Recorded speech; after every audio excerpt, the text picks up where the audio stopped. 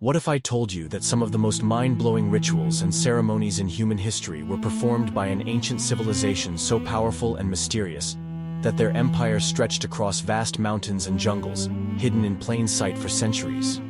The Inca Empire, the largest and most advanced civilization in pre-Columbian America, thrived at the pinnacle of its power in the Andes Mountains, an empire so sophisticated that even today we can only scratch the surface of its secrets. But beyond their awe-inspiring architecture, advanced agriculture, and complex political systems, the Inca were masters of ritual, conducting ceremonies that weren't just a part of their daily life, but their very essence. These ceremonies were designed to connect the physical world with the divine, intertwining nature, gods, and the people in a complex web of sacredness. The Inca believed they were directly descended from the sun god, Inti, and through these rituals, they could communicate with the divine forces that controlled the universe. Imagine a world where the line between the real and the supernatural wasn't just blurred, it was intentionally erased. In this world, every movement, every word, every offering was steeped in meaning, echoing across time and space, and shaping the destiny of an entire empire.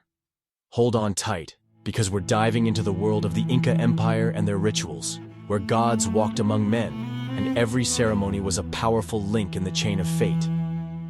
From the moment you step into the heart of the Inca Empire, you're immediately enveloped in an aura of mysticism.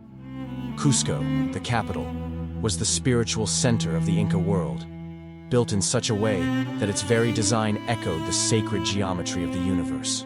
The Sacsayhuaman complex, for example, wasn't just a fortress, but a massive ceremonial site where the Inca performed rites to honor the gods and keep the natural order intact. Picture it. Vast stone walls meticulously crafted, towering high above the city, where rituals unfolded under the watchful gaze of priests dressed in ceremonial garb, their faces painted to symbolize their connection to the divine. The most crucial of these ceremonies revolved around the sun. Inti, the sun god, was not just revered, he was the lifeblood of the empire. His rays were believed to provide life and fertility to the earth, ensuring bountiful crops, the survival of the people, and the prosperity of the empire. The most elaborate celebration of this solar divinity was the Inti Raymi, the festival of the sun. Every year, on the winter solstice, the Inca would gather in Cusco for a dramatic display of reverence for Inti. The emperor, dressed in gold and adorned with jewels, would lead the ritual, making offerings of sacred food and drink, while his people sang and danced in the streets, all in hopes of drawing the sun god's favor for another prosperous year. The culmination of the festival was a massive sacrifice, a symbolic gesture meant to renew the bond between the gods and the people. The Inca believed that without the sun's blessing, they would fall into darkness and chaos, so this was no mere celebration. It was a matter of survival. But the Inti Raymi was just the tip of the iceberg. The Incas' devotion to their gods didn't stop at grand festivals. Their everyday life was punctuated by smaller, yet equally significant rituals designed to maintain balance in their world. One of the most striking practices was the Qoe, or offerings. These offerings weren't just sacrifices in the sense of killing animals or burning incense.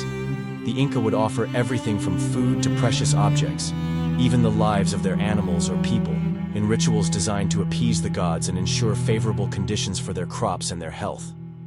But these sacrifices were not random or cruel. They were carefully chosen and deeply symbolic, representing an exchange between the material and the divine. In some cases, the Inca would even bury children alive in sacred places like Mount Lulailico, believing that the child's purity would be the perfect offering to the gods. The ritual of child sacrifice, though haunting, was seen as a powerful act of devotion and a way to ensure cosmic harmony. The connection between the natural world and the divine was something the Inca took very seriously. Their ceremonies often focused on nature's cycles, and rituals were designed to maintain harmony with the earth, the rivers, and the skies. Agriculture, for instance, was sacred to the Inca, and no one knew this better than the priests and priestesses who guided them in their sacred duties. Inca priests performed rituals to ensure the fertility of the land, invoking Pachamama, the earth goddess, and the Apus, the spirits of the mountains. In these rituals, corn, coca leaves, and other sacred crops were offered to the gods, often burned in ceremonial fires, their smoke rising as a prayer to the heavens. But the Incas' rituals weren't just confined to the earth. They also performed powerful ceremonies to ensure their connection with the cosmos. The Inca Empire, after all, was not just a kingdom of men. It was a reflection of the universe. The emperor, as the Sapa Inca, was believed to be the son of the sun, a direct descendant of Inti, and therefore the bridge between the gods and the people. Every action he took, every word he spoke, carried divine weight. And when he appeared in public, it was an act of ritual itself. Crowds gathered to see him, and even his smallest gesture was seen as a powerful connection between the divine and the mortal realms. The emperor's subjects didn't just bow before him. They bowed to the sun god's presence incarnate. Perhaps the most fascinating aspect of Incan ritual, however, was the role of their elaborate sacred spaces. Temples, like the Coricancha in Cusco, were not only places of worship, but were designed to channel and amplify divine power. The walls of the Coricancha, for example, were covered in gold leaf to symbolize the radiance of the sun. This was no ordinary building. It was a conduit for the divine energy that flowed through the universe. And it was in these spaces that the most powerful ceremonies took place. But the rituals weren't just about the buildings or the gods.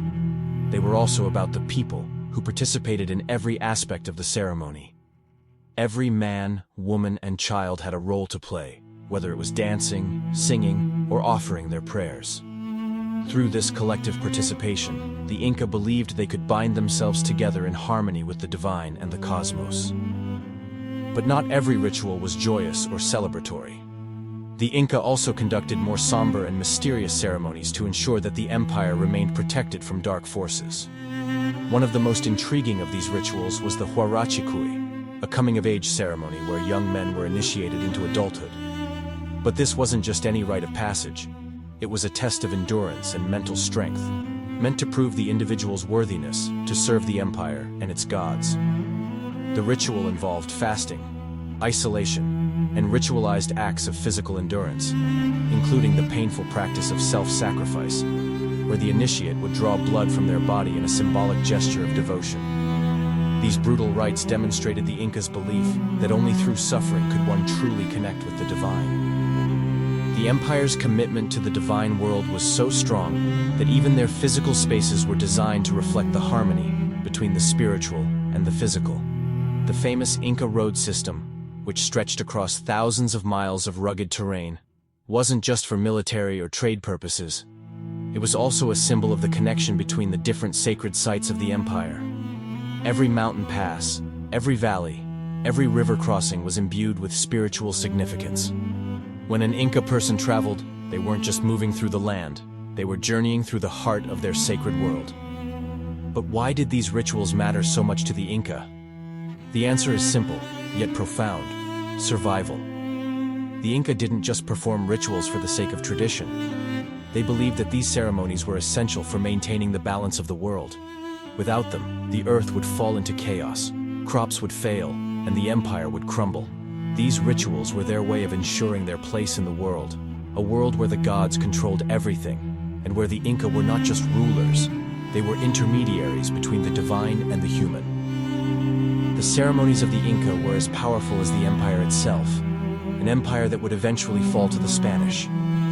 But even in the face of conquest, the spirit of these rituals lives on, in the stories passed down through generations, in the sacred ruins that still stand, and in the minds of those who continue to study the secrets of the Inca Empire. Their rituals weren't just a part of their history. They were the very essence of their existence. A reminder that in a world where the line between the sacred and the mundane was constantly shifting, it was through their rituals that the Inca held on to their power, their identity, and their connection to the gods. And as we reflect on the grandeur of the Inca Empire and their astonishing ceremonies, we might ask ourselves, what rituals do we perform today, in our modern world? What sacred acts shape our lives, even without us knowing? Could there be a thread, stretching across time, that connects us to the ancient rituals of the past? Perhaps in some way, the Incas' belief in the power of ceremony and connection still lives within us, waiting to be rediscovered. As we contemplate the legacy of the Inca, we realize that their profound rituals were not just ceremonial acts. They were vital forces, interwoven into the fabric of their daily existence. The empire's connection to the divine wasn't confined to temples and altars. It extended throughout the very structure of society. The belief that the physical world mirrored the spiritual was ingrained in every aspect of their lives, and this duality was reinforced through ritual. From the grandest of festivals to the quiet offerings left at the foot of a sacred mountain, the Inca sought to maintain the delicate balance that they believed kept the universe in harmony. One striking example of this interconnection is the way the Inca practiced divination, using rituals to peer into the future. Through the careful observation of natural signs, such as the behavior of animals, the movement of the stars, or even the patterns in coca leaf offerings, the Inca priests could interpret the will of the gods. They used these insights to guide decisions that affected not just the rulers, but every member of the empire. It was said that the emperor did not rule on his own accord, but instead through the guidance of the gods, who spoke through these rituals. The priesthood, a powerful class in its own right, served as the intermediary between the people and the divine, interpreting these signs and ensuring that the cosmic balance was maintained.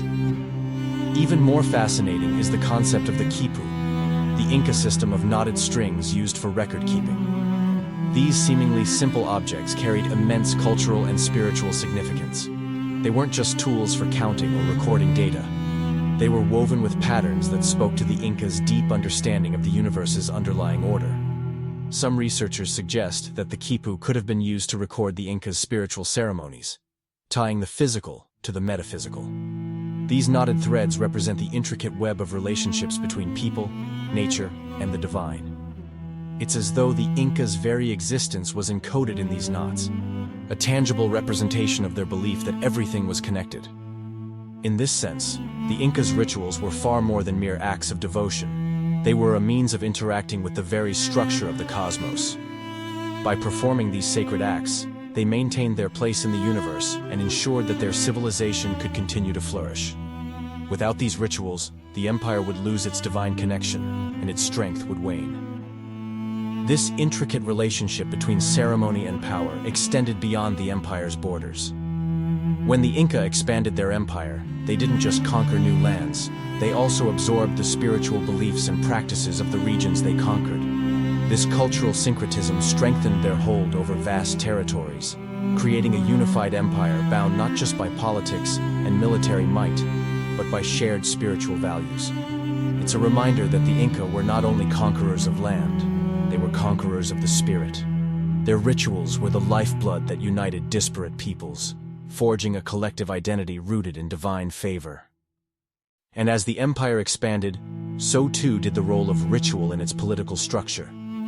The emperor, as the divine representative of Inti on earth, was not only a ruler, but a sacred figure whose actions carried the weight of the gods themselves. His presence in ceremonies wasn't just symbolic, it was a manifestation of divine power. His connection to Inti was not abstract, it was physical, tangible, and central to the survival of the empire. The rituals in which he participated weren't mere performances. They were essential acts of governance. The emperor's ability to maintain these connections with the divine through ceremony was what ensured the stability and prosperity of his people. His subjects, in turn, performed their own rituals, ensuring that the emperor's power was supported by the collective devotion of the entire population. In this way, the Incas' rituals were not just cultural practices. They were the very foundation of their empire's longevity. They were not mere offerings. They were acts of survival, ensuring that the gods remained pleased, that the natural world remained in balance, and that the empire continued to prosper. The ancient ceremonies of the Inca serve as a powerful reminder of the deep, often unspoken ways in which belief systems shape civilizations, guiding them not just in their daily lives, but in their very survival. As we look back on the Inca Empire, we glimpse a civilization that saw no boundary between the sacred and the mundane, where every act was imbued with divine significance, and every ritual performed was a step toward securing their place in the universe. Perhaps in the noise and distraction of our modern world, there is something to be learned from the Incas' profound relationship with ritual. a reminder that connection, intention, and belief still hold incredible power over our lives, whether we recognize it or not.